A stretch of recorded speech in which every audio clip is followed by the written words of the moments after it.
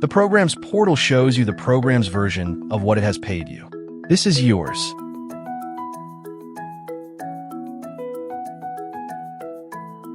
In the sidebar, under Administration, click Reports. On your program's card, click Receivables Ledger. It's the page you'll want the day a payment goes missing.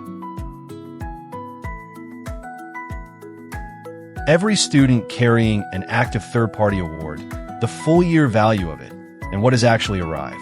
When a payment is 3 quarters late, the argument is won by whoever has the ledger. 4 numbers across the top. How many funded students, what the year is worth, what the elapsed installments should already have delivered, and what has landed. The gap gets its own banner. And before you go and chase the funder, it tells you to rule out the 2 things that look identical from here. A parent who never approved the invoice, and money you did receive but recorded against the wrong child.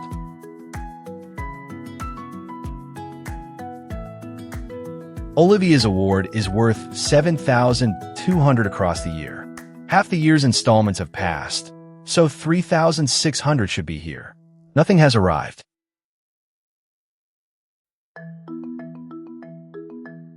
Aging counts from the earliest installment date her receipts don't cover, not from the last one. So a student who's been unpaid since July doesn't quietly reset every quarter. Amber passed 45 days, red passed 90.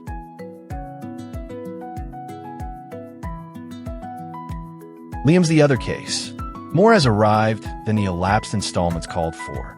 So his balance is negative, paid ahead. Withdrawn students stay on the ledger because money owed doesn't leave with them.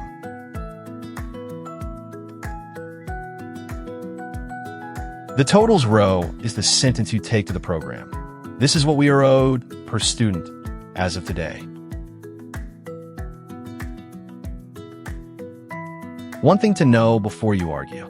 Only payments tagged ESA, voucher, or SGO count as received.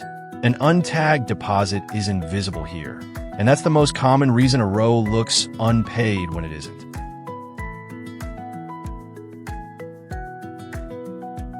Print it, save it as a PDF, or export the CSV. Keep the copy. A ledger you can date is the whole point. Every supporter program, one honest ledger. Try it free at Pearspark.com.